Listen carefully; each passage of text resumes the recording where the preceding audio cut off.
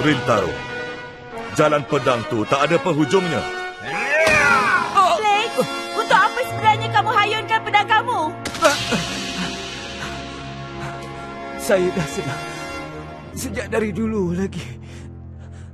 Cuma keazaman saya je yang masih tak cukup lagi. Rintaro! Jangan buat benda merepek.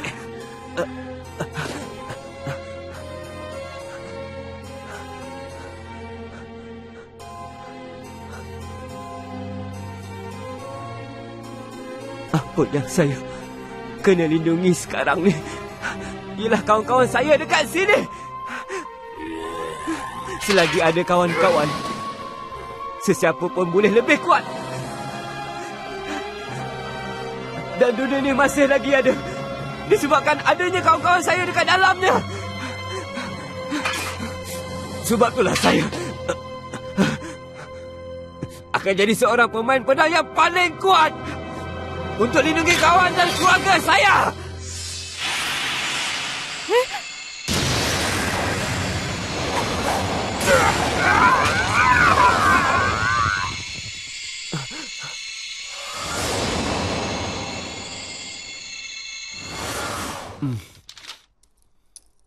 Kuasa Pengkalan Utara dah bertukar jadi Wonder Right Book.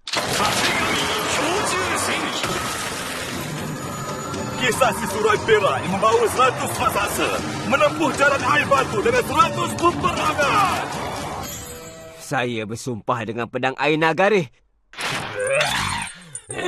Saya akan tetap melindungi kawan dan keluarga saya.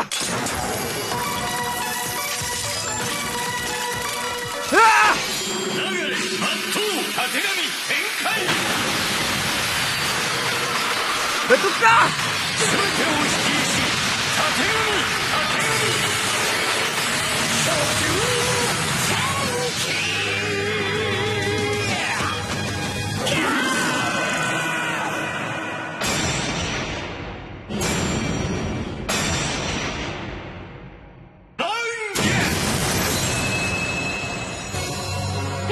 Penuh bulu dan bercahaya.